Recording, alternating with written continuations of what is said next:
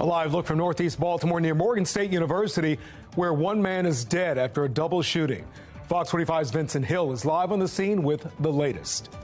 As Baltimore's violence continues to rise, we're questioning what leaders can do in Annapolis about it, what to expect when new faces take the State House.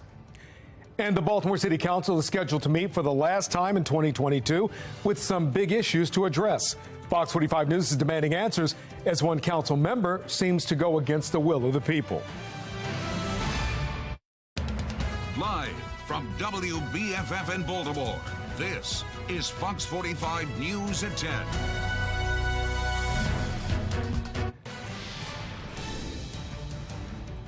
Good evening, I'm Kai Jackson. We begin with breaking news out of Northeast Baltimore. A deadly double shooting takes place a block from Morgan State University's campus. Fox 45's Vincent Hill joins us live from the scene. Vincent, what can you tell us?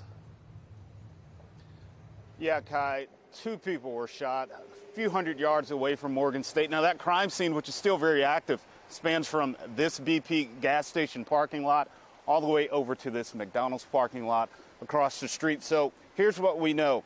Baltimore police responded to reports of a shooting around 6:45 this evening.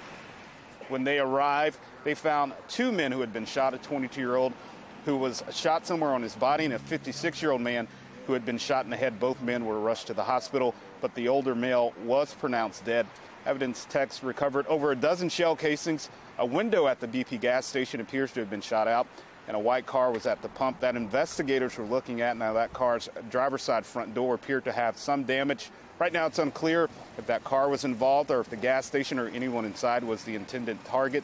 More importantly, we don't know if any of the victims were affiliated with Morgan State. Now, you may remember that a student at Morgan State was shot back in October of this year. Now, this district of Baltimore, the Northeastern District, their homicide rate has increased by 111% compared to other districts here in the city. Meanwhile, Baltimore investigators are asking anyone with information about this latest homicide and shooting to contact them, and you can remain anonymous. For now, we're live in Baltimore. Vincent Hill, Fox 45 News. Vincent, thank you. Now, as Vincent mentioned, this is the latest shooting that we've seen near Morgan State University.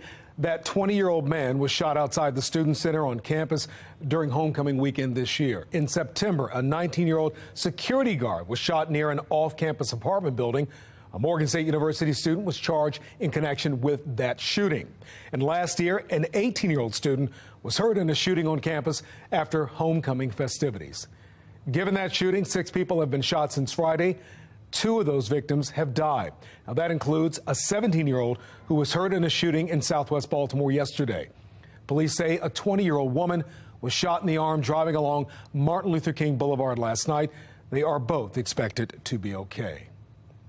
319 people have been killed in Baltimore so far this year, outpacing this time last year.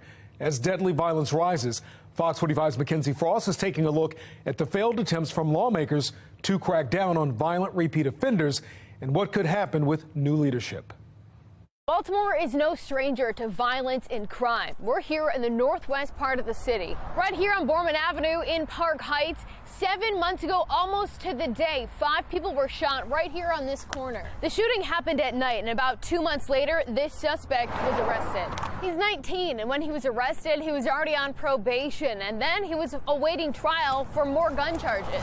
The situation that happened right there on the corner behind me is exactly what the Violent Firearms Offender Act was designed to prevent, all in an attempt to keep communities like the one we're in right now in Baltimore City safe. It's a bill Governor Larry Hogan had been pushing for years, aiming to crack down on repeat gun offenders, only it failed to gain traction in the State House. And speaking of Annapolis, there's going to be a lot of new faces in the next year, so let's go see what they're up to. Traveling about 30 miles south. Here at the State House, the General Assembly is set to begin next month. Let's head inside and see what happened during the last session. The Senate passed the bill twice before. When I asked Senate President Bill Ferguson, who's also from Baltimore, about moving the bill, he told me it was up to other lawmakers to do it first. I think before the Senate would take it up again, we'd want to see some movement on the other chamber so that we know that we're not sort of throwing it into the wind. But that didn't happen. And across the hall is the House chamber. And this is where the Violent Firearms Firearms Offender Act failed to move. Inside the chamber, you would find Adrienne Jones. She's the Speaker of the House. She's also from Baltimore County. And during the last legislative session, her office rarely, if ever, responded to any of our questions about legislation targeting violent criminals across the state. But in January, there will be new lawmakers here, too, so the pressure could be intensifying. Here's a QR code. Scan it, and it'll take you to how you can contact your lawmakers to let them know if you think that legislation targeting violent criminals should be a priority this upcoming legislative session. There's going to be a new governor, too, and I asked Governor-elect Wes Moore if he's looking at the legislation as a possibility. It is something we are going to look at, because we've got to prioritize not just getting these firearms and illegal guns off of our streets. It's also about going after the people who continue to bring them into communities. Just down the hall over there, that's where Governor Larry Hogan usually holds his news conferences and where we have the opportunity to ask him some questions. Just a few weeks ago, I asked him if he's talked with the governor-elect about the Violent Firearms Offender Act. The governor says yeah, and he says he hopes Wes Moore has more luck and opportunities seeing that bill become a success. Do you think that politics were at play here if Wes Moore is able to come in and get it done? I mean, I hate to speculate or on a hypothetical what might happen or could happen. I told him how important I thought it was and how frustrated it was, my top frustration for not getting it done, and that I hoped that perhaps with his relationship with the city, maybe he could finally convince them. So, I'd be happy if it got done. I wish it would have happened 8 years ago. So we'll have to wait and see what happens come January when the General Assembly starts. In the meantime, let's head back to Baltimore. While lawmakers in Annapolis continue to mull the legislation, the crime in Baltimore and in other communities around the state continues. And the suspect who's facing charges for the shooting that left 5 people injured down there at the corner could continue to go on without facing consequences. Before lawmakers even get to Annapolis, you can let your voice be heard right now by taking our question of the day. We'll put it up right here. Should the Violent Firearms Offender Act be a top priority for lawmakers in Annapolis? Let us know, and we'll check back in with the results in a little bit. In Baltimore, Mackenzie Frost, Fox 45 News. Let's take a look at the results of our question of the day. So far, 100% of voters say yes, the Violent Firearms Offenders Act should be a top priority for lawmakers in Annapolis. It's not too late to weigh in. Head to our website, foxbaltimore.com/vote, and click on the Pulse tab. Well, the Baltimore City Council is wrapping up business for the year. Their final meeting is Thursday. Fox 45 News will demand answers about a newly proposed bill that would repeal the term limits. Councilman Ryan Dorsey proposed the legislation last week, despite 72% of Baltimore citizens voting in favor of term limits. I think that right now, Councilman Dorsey and others are trying to find a way around this, and their way around it right now is basically saying the voters didn't know better. So let's do this again, and let's give a chance to the voters to be more well-informed. Well, the thing is, the voters had 3 months to be more well-informed, and 10,000 people signed a petition to put this on the ballot. And the city council didn't sell this. And the reason term limits succeeded was the ineptitude we've seen on city council and city government over the last 20 years. Well, Fox 45 News sent questions to Councilor Dorsey today about this legislation, asking, for instance, 72% of voters approve question K. Why aren't you listening to your constituents? Why do you refuse to accept the will or voice of the people? And are you willing to put your career on the line for this piece of legislation? Well, so far, we have not heard back from the councilman. Another big issue for Fox 45 News, demanding answers to this week, the question surrounding Mayor Brandon Scott and a campaign contribution. Businessman and longtime city contractor J.P. Grant, who prosecutors found made thousands in illegal contributions to former Mayor Catherine Pugh, is donating $5,000 to Mayor Scott. According to the Baltimore Brew, the city awarded a $12 million contract to a company Grant secretly finances just days later. Mayor Scott says he recused himself from the vote on that contract.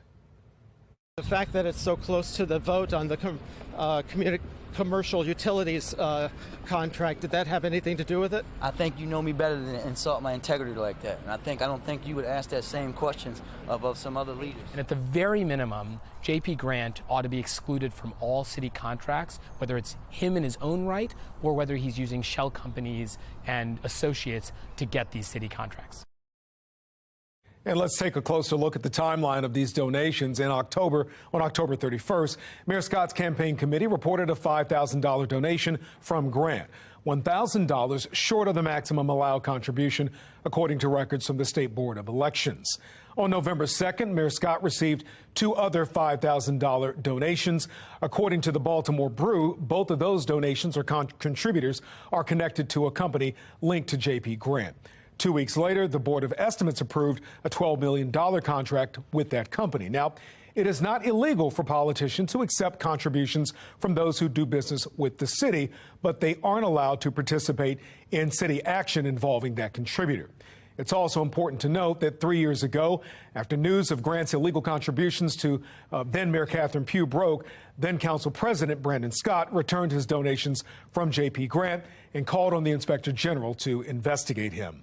Well, today, Fox 45 News sent questions to Mayor Brandon Scott asking why accept the campaign donation from JP Grant today when you returned a similar donation in 2019? Do you plan on returning the donation again? Did this donation have anything to do with Mr. Grant's company receiving a $12 million contract? Was this a quid pro quo situation? The mayor's office responded saying they have no comment. Fox 45 News will continue to press for those answers in the days ahead. You can follow our coverage on air and on our website, foxbaltimore.com. Another week and another wild win by the Ravens, this time their arch rival, the Pittsburgh Steelers. Rocco Zasangro joins us live with the latest. Rocco.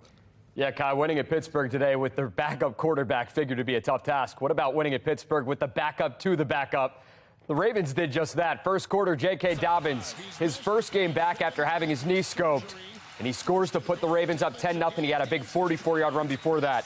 Tyler Huntley got the start for Lamar Jackson, but Huntley would leave in the third quarter and did not return in concussion protocol. So Anthony Brown, he came in to relieve Huntley. The Ravens defense bent but did not break. Roquan Smith with a big-time interception, and then it's a Patrick Queen pick. And then Marcus Williams, 3 interceptions, all deep in Ravens territory. The Ravens win 16-14 with Anthony Brown finishing the game at quarterback. Here's John Harbaugh after the win. Just a shout out to the great environment and experience here in Pittsburgh and the amazing rivalry that this is. We appreciate it, and we appreciate victories like this in this environment against Pittsburgh because we have respect for them and for the rivalry. I'm very proud of our guys.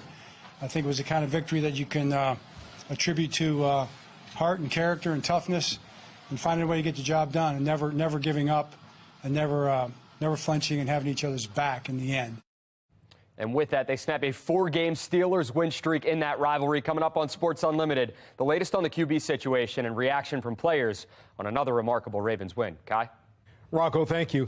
Still ahead, a Detroit public school is taking Ben Carson's name off one of its high schools. The reaction from Dr. Carson and what's behind that move. First, another document dump detailing some big behind-the-scenes decisions at Twitter. I'm Christine Frizzell with what we're learning. And the trip into work tomorrow morning should be a mainly dry one. Temperatures in the 30s to around 40, but we're tracking our next winter weather maker that could impact some morning commutes this week. That's up in my Weather Authority forecast.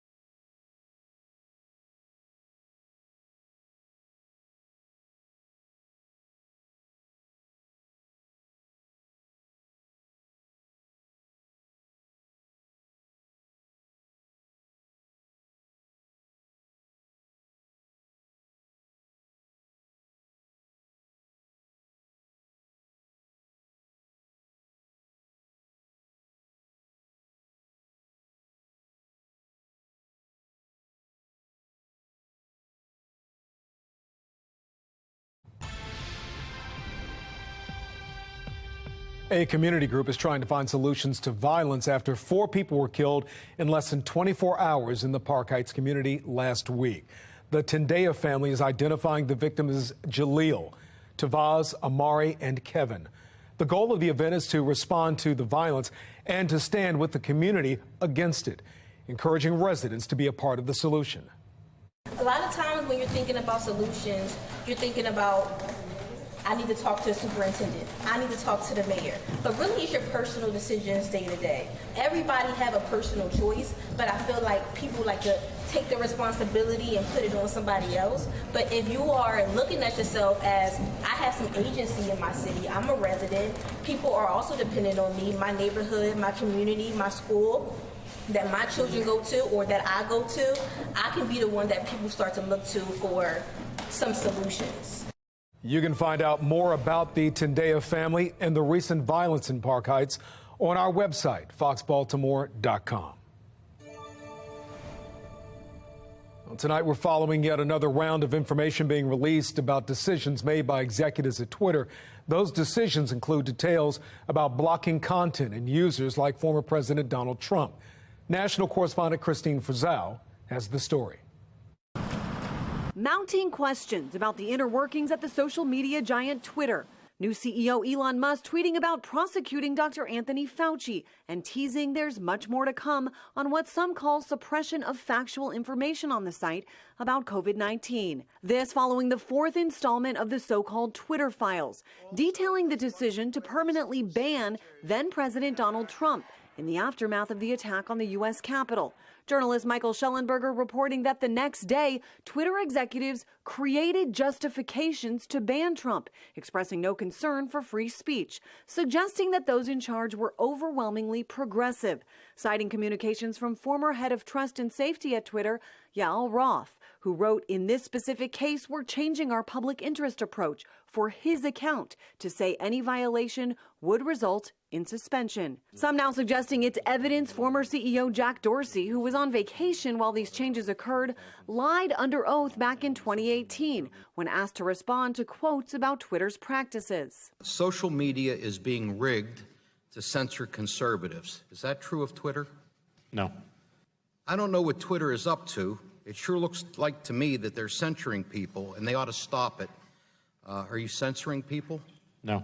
While that testimony was more than 2 years before Trump was banned, some are now calling for Dorsey to return to Capitol Hill to answer questions about it and the blocking of the Hunter Biden laptop story. We can't tell people who we disagree with, please just be silenced. We don't want to hear you. We don't want to engage with you. Some Republicans taking it a step further. This whole thing was the suppression of the truth and the amplification of lies to mislead the voting public. And to that point, that's election interference. With just a few weeks left before the new term of Congress begins, in which Republicans will take the majority in the House, expect to hear a lot more of these types of questions and what, if anything, may need to change. I'm Christine Frizzell reporting. And a dreary Sunday, but that latest weather maker is moving way up into New England, New York, and we have eyes on the next one. There's some dry real estate in between. That's going to be coming our way next several days, but then look at this mess. Winter storm watches, blizzard warnings all across the Intermountain West. And after kicking this thing out of here, and again, having a pretty nice, seasonably cool, though, Monday, Tuesday, and Wednesday, then all eyes are on this guy. And there's a potential of some wintry weather with it, too. Now, mind you, this is still 3 or 4 days away. It's still pretty far out. So not expecting to really kind of nail this down, at least for another about 48 hours. But nonetheless, what to expect, at least kind of from a bird's eye view at this. A wintry mix could develop Wednesday night late and then could add some icy conditions. This is why I bring it to your attention, because this is important stuff. Doesn't look like a ton of ice, maybe just a light glazing, but that could happen during the Thursday morning commute before everything changes over to rain. And I just kind of wanted to give you, again, a very early look at the computer models with this. The pink that's icing, notice there Thursday morning on the GFS and the European computer model, both saying, yes, there is a potential of some ice. So it is something we're going to watch, and you want to stay tuned over the next several days. We're going to follow this potentially unfolding situation. Toyota issued a harbor skycam, some fog, some clouds, 37 right now. Temperatures all in the mid to upper 30s across the board.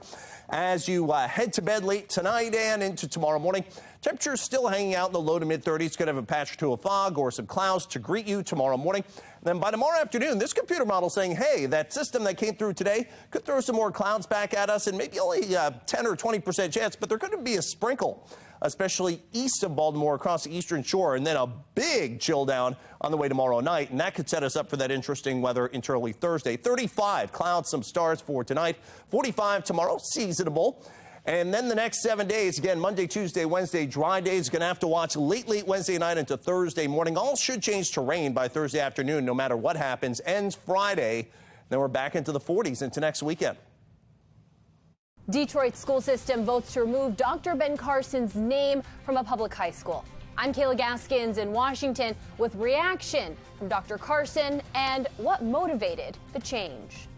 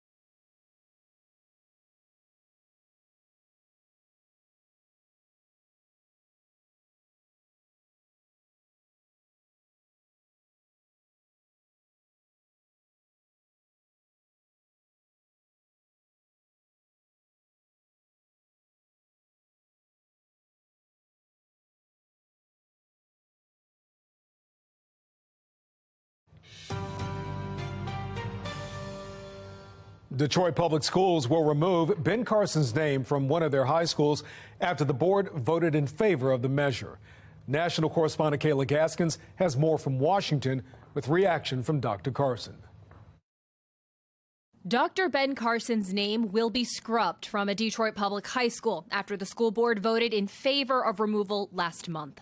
The move came after 80% of the 1,500 people surveyed said they supported the change. Did this move surprise you?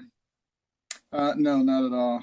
Cancel culture is alive and well. It's infiltrating, political correctness, wokeness, cancel culture.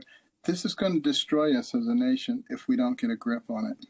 Do you consider yourself a victim of cancel culture? I certainly have been, but I don't consider myself a victim of anything. Born into poverty and raised in a single-mother household, Carson went from inner-city Detroit to Yale University, becoming one of the most influential pediatric neurosurgeons of a generation. Alex Coffey worked as an advisor for Dr. Carson for 4 years. Impeccable morals, impeccable character. Think about the students that are at that school. Certainly somebody that they can look up to, that they can try to emulate. he's a great example for our country. In the wake of the police killing of George Floyd in 2020, a racial reckoning that led to many schools, buildings, and roads being renamed. Robert E. Lee High School in Springfield, Virginia, renamed after prominent African-American Democratic congressman and civil rights hero, John Lewis. It's not right, not fair, not just. Say something, do something. But righting historical wrongs is not behind the namesake for Dr. Ben Carson High School. Do you think that your role in the Trump administration had anything to do with this decision? Yeah, it had everything to do with it. Carson's team tells me there are no plans for further action in regards to the name change. And although the move saddens him, he wants the focus moving forward to be on the students. In Washington, I'm Kayla Gaskins. Dr. Carson has supported thousands of students throughout the country and here in Maryland through his Carson Scholars Fund. That fund has given out more than $8 million in scholarships and provided reading spaces to help children foster a love of reading. The program has supported more than 4,000 students in Maryland, including Baltimore City.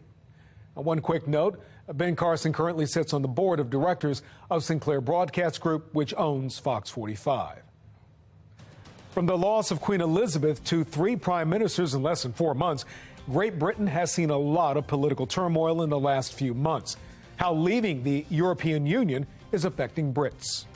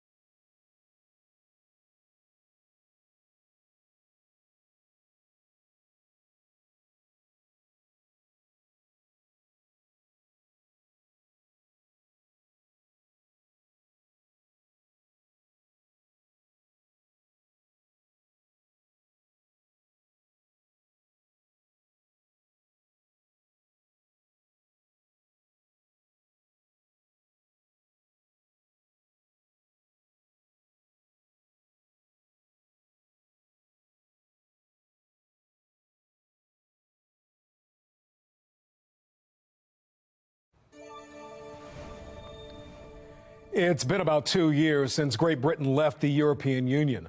Full Measure's Cheryl Atkinson looks at how the so-called Brexit is going. Marc Francois is one of the most famous Brexiteers.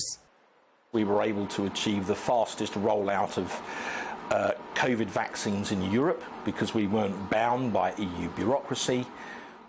Speaking to us in his parliamentary office in London, he says the COVID experience provided the first important mark in the Brexit success column, the first big crisis Great Britain faced on its own. And we're now global Britain. I believe will be a force again on the world stage. There's no denying they accomplished the impossible, what most said couldn't be done. As for the results, on our visit to Great Britain, we found mixed reviews. Parliament member Stella Creasy.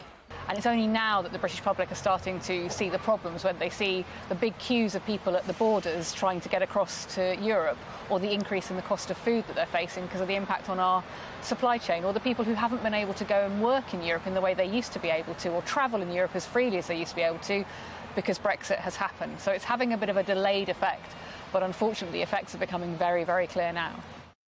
One unexpected outcome of all this is that Prime Minister Boris Johnson, credited with making the impossible happen, was chased out of office after the mission was accomplished.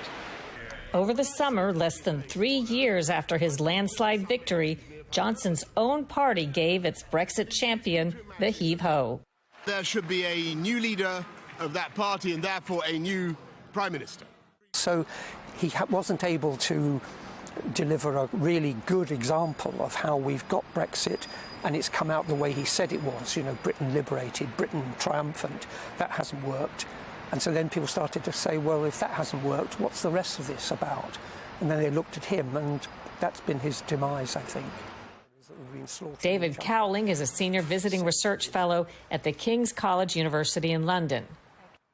There's certainly buyer's remorse. If you look at the polling, there is a range of people who now believe that it was the wrong decision, and also believe that the government hasn't handled it well. Ask those same people, OK, it's gone badly, do you want to go back in? No. So I suppose it's a case of living with what we've got, but not being very happy with the outcome. Today, there's talk of Grexit, Frexit, Italexit, and Dexit, movements in Greece, France, Italy, and Germany to withdraw from the European Union. But everybody says that'll never happen. For Full Measure, I'm Cheryl Atkinson. By the way, you can watch Full Measure with Cheryl Atkinson Sundays on Fox 45 at 10 a.m. Well, the Ravens lose their starting quarterback for the second straight game, but the defense and Dobbins were the difference. Rocco has reaction from today's big win in Pittsburgh coming up in Sports Unlimited.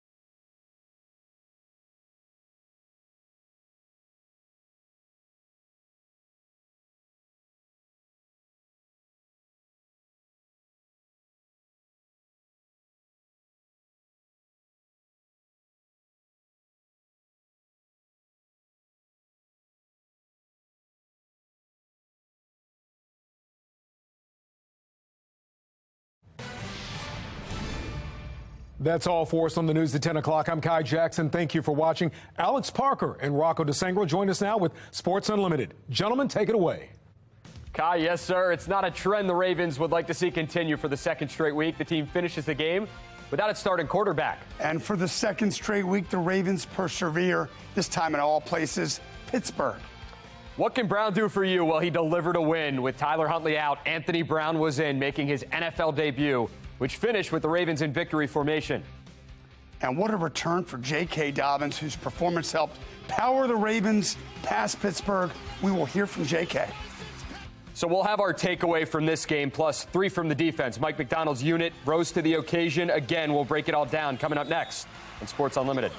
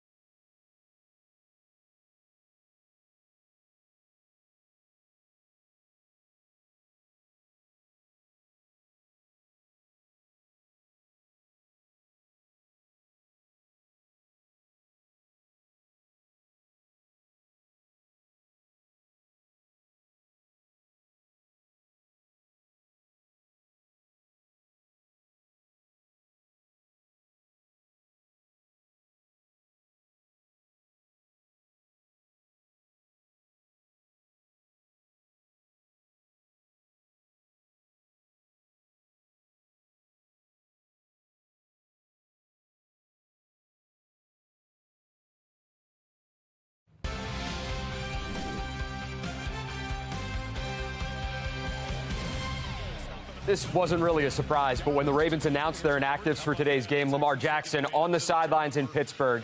How long he'll be out is still a bit of a mystery. Last week, Lamar would not finish the game due to injury. This week, same case for Tyler Huntley. Hello and welcome into Sports Unlimited. I'm Rocco. He's Alex. On a cold Sunday in Pittsburgh, the Ravens proved that they could win regardless of who's under center. And that's not a shot at Lamar or Tyler Huntley. Ravens were down to their third quarterback today at their arch rival, and Baltimore did not flinch en route to a hard-fought 16-14 win over the Steelers. Here's how it all went down. Sunday marked the 32nd meeting between John Harbaugh and Mike Tomlin, the second most all-time between head coaches. Ravens went 3 and out on their first offensive possession. Defense would stand tall yet again. Roquan Smith sacks Kenny Pickett, and the Steelers starting quarterback, he would be slow to get up. Pickett would return, but he would leave the game following the team's second drive, entering the concussion protocol. He'd be ruled out for the rest of the game. Ravens offense would go to work. Tyler Huntley to DeMarcus Robinson. Big 23-yard pickup, and that would set this up. Justin Tucker from 42 yards out. That's right down the middle. A little bit to the left, but with that, he passes Matt Stover for the most points all-time in Ravens history. Ravens offense back with the ball. J.K. Dobbins just activated on Saturday. Welcome back. 44-yard pickup. Longest of the season, and he gets rewarded for that. Greg Roman goes right back to him, and J.K. is in for 6. First touchdown post-knee scope. Third of the year. That's got to feel great. The Steelers quick to answer down the other end. Najee Harris from a yard out, in for the score. Ravens still with a 10-7 lead. Steelers back with the ball. Chance to take the lead or tie. Mitch Trubisky picked off by Roquan Smith. His first as a Raven comes in a huge moment. Baltimore would turn it into points. Down the other end, 35-yard field goal from Justin Tucker after Roquan's done running with the ball. Extends the lead to 6. and the Ravens defense continue to make big play after big play after big play. Trubisky back to pass. This time it's Patrick Queen with the interception. His second of the year and the Ravens' second of the day. Third quarter, Tyler Huntley takes it himself. But he's going to get lit up right here, and he would leave the game ruled out with a concussion. With Huntley out, undrafted rookie quarterback Anthony Brown would get warm. While that's all happening, the Steelers look to put together a drive. Trubisky going to be looking end zone here. And this time, he's picked off again. It's Marcus Williams in his first game back. His fourth of the year. He's been doing incredible stuff when he's on the field with this team. So now it's Anthony Brown time, the undrafted rookie free agent. He's in the game, and on his first drive, he's sacked by T.J. Watt. A little welcome to the NFL moment right there. Steelers would get the ball back. Field goal makes it a 3-point game. But check this out. Big Calais Campbell gets his left hand on the football. He's raising the roof after that block, and that play turned out to be the difference. The Ravens would go down and kick a field goal. That makes it a 16-7 game. 31-yarder from Justin Tucker is good. That made it a 2-possession game, but the Ravens defense, they stood tall for the majority of the game. But they wanted that drive back. All it took was 49 seconds and 5 plays for the Steelers to go 75 yards, capped off by a Pat Freiermuth touchdown. The Ravens went to the run game to close this one out. Gus the Bus picking up a huge first down on 3rd and 3. Victory formation for the Ravens. They snap Pittsburgh's 4-game win streak in the rivalry, 16-14, the final score. So the defense and Dobbins were the difference. 120 yards for J.K. on 15 carries. Baltimore now has won 2 straight to improve to 9-4 rather. A short week as they'll head to Cleveland on Saturday. Here's John Harbaugh after the game. Just a shout out to the great environment and experience here in Pittsburgh and the amazing rivalry that this is. We appreciate it, and we appreciate victories like this in this environment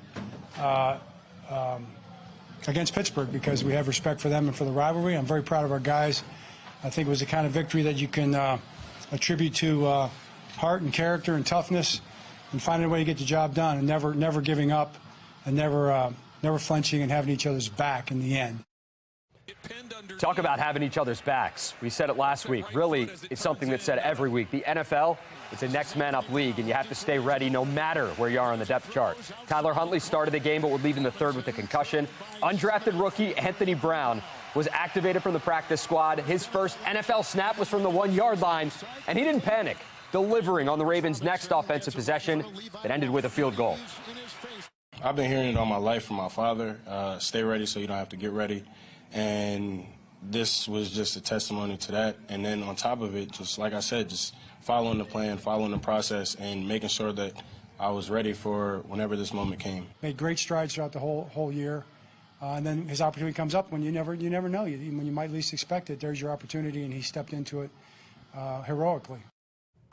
Love that advice from his dad. Gus Edwards and J.K. Dobbins were both active for the first time since January 16, 2021. Is the Ravens' run game back?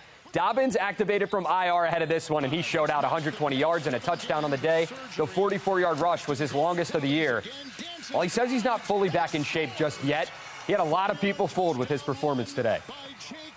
Feels good. It feels good.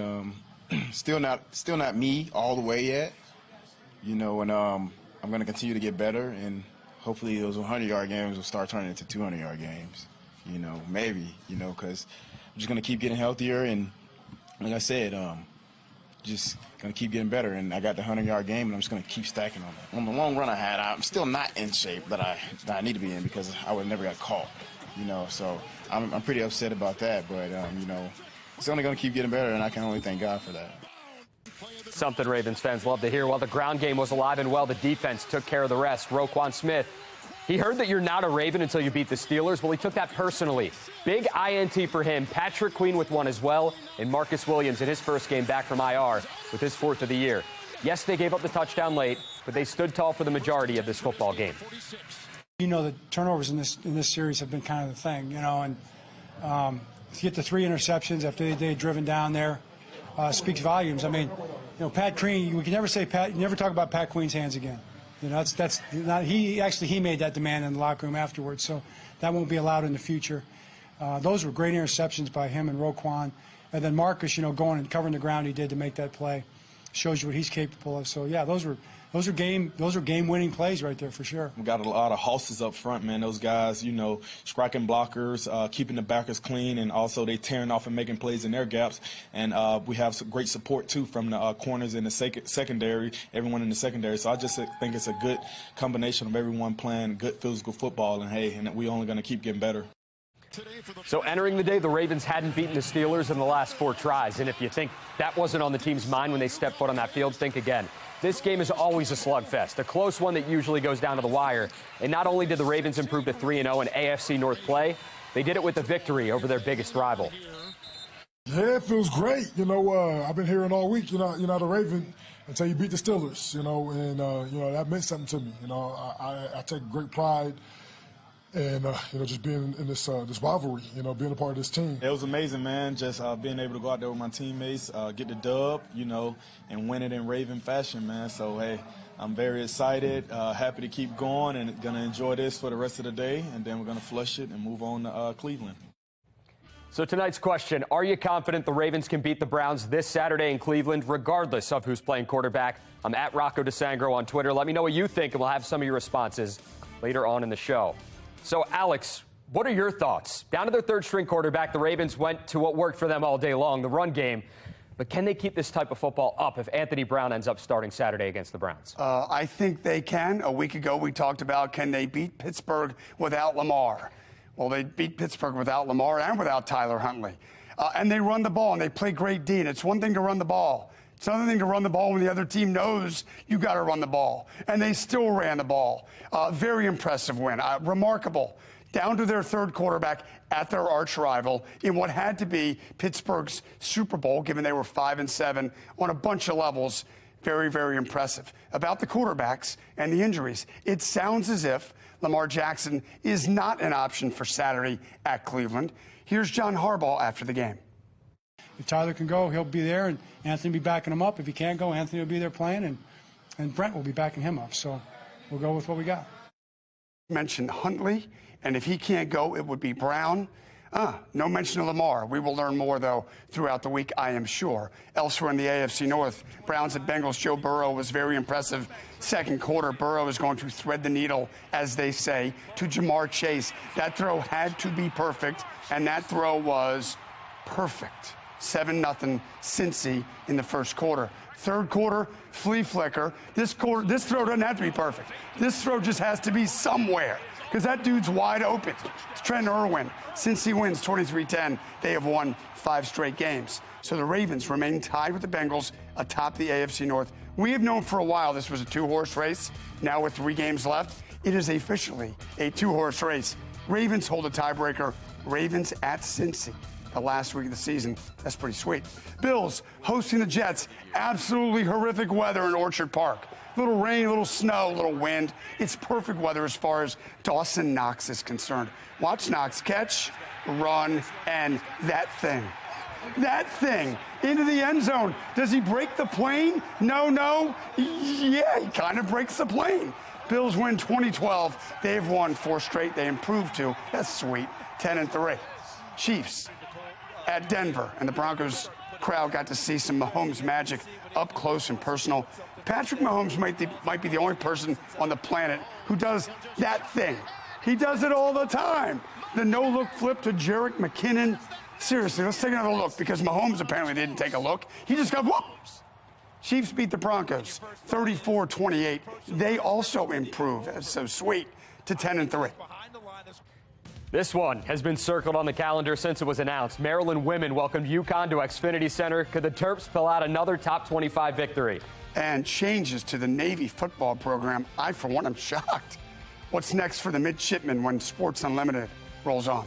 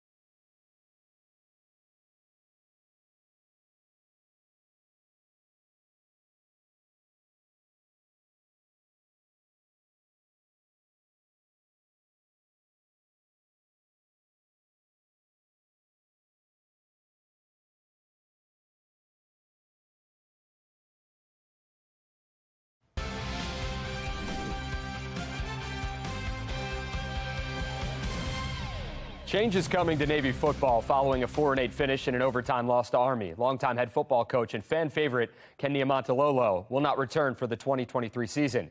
Niumatalolo is Navy's winningest coach, compiling a 109-58 record since taking over for Paul Johnson back in 2008. Coach Ken led the midshipmen to multiple commander-in-chief trophies over his tenure, but Navy was just 4-10 against the other service academies over the last 7 years. Defensive coordinator Brian Newberry has been named the interim head coach of the team. Navy Athletic Director Chet Gladchuk released a statement which read in part, Navy football flourished for many years under Niumatalolo's leadership. He will forever be remembered for the influence he has had on the lives of those who played for him. So while Navy is parting ways with its coach, Towson is bringing one in. Towson announced today that Pete Shinnick is the school's new head football coach. Shinnick led the University of West Florida to a Division II national championship in 2019. And now he replaces Rob Ambrose. Shinnick is the son of former Colts linebacker Don Shinnick, who played with the Baltimore Colts from 57 through 69. In a statement, Pete Shinnick said, I followed this program since that national championship run, and I always felt like this could be that type of program. To hoops now, the Maryland men lost their first game under Kevin Willard Tuesday at Wisconsin. Today, a chance to make amends. Terps taking on Tennessee, and of all places, Brooklyn. This one was all Tennessee in the first half, and then the Terps came storming back. That's Jameer Young with the hoop and the foul. Maryland got to within 5 there. Final seconds, Maryland's going to be down 3. Tennessee at the line. The miss means we still have a ball game. Maryland with a chance to tie. It's going to be Young. Shot looks okay-ish. It's short. Tennessee holds on 56-53. Terps host number 19 UCLA Wednesday night. That should be fun. 20th ranked Maryland women hosted number 6 UConn this afternoon. Huge matchup in College Park. Brenda and the team looking great. Fourth quarter, Brene Alexander hits the 3, put the Terps up 8. Then final minute, it's a 4-point game, still a game. Diamond Miller with the massive 3 to seal this thing. Abby Myers had 20. Maryland wins by 7. First time the Terps have ever beaten UConn. C.J. Stroud, Max Duggan, Stetson Bennett, and Caleb Williams were the 4 Heisman finalists, but only one would be bringing that trophy home. And it's Caleb Williams winning the Heisman Trophy, the USC quarterback. He became the first DMV native to win the award, so that is huge for this area. Still ahead on Sports Unlimited, we've recapped the Ravens' 16-14 win over the Steelers, and John Harbaugh on the play he will never forget in this series.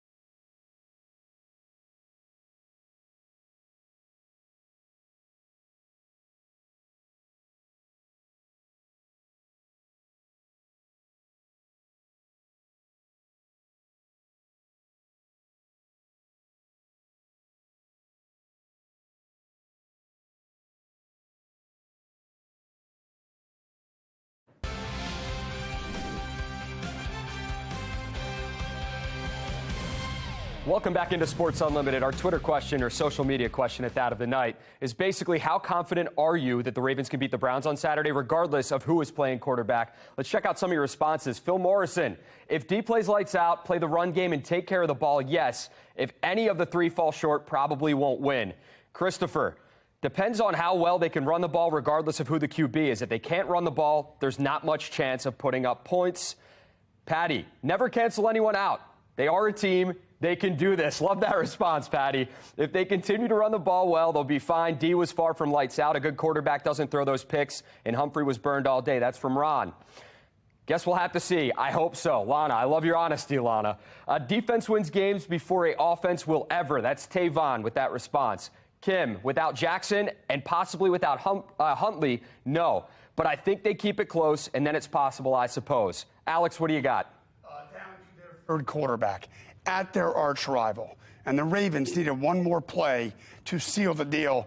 3rd and 3, and everybody in the stadium and everybody watching on TV knew what was coming. And Gus Edwards and the Ravens are going to convert this thing. These late runs will not look like much on the stat sheet, but do not tell that to John Harbaugh. That drive in the fourth quarter will go down in history as one of the great drives in this rivalry. It will in my mind, I promise you that. So proud of everybody. Appreciate everybody, trust everybody in this team, love this team, love every guy in this team, and trust and believe in every guy in this team. And we're very, very proud of this victory. Past that, we're moving on to Cleveland. That's next, and that's our next challenge. John loves the team. He loves the team. He loves the team. The defense and J.K. Dobbins were the difference. 120 yards for J.K. on 15 carries. Baltimore improves to 9-4. This will be a short week as the game at Cleveland is set for Saturday at 4:30.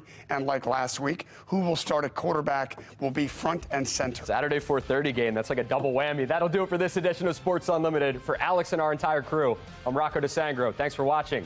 We'll see you next week.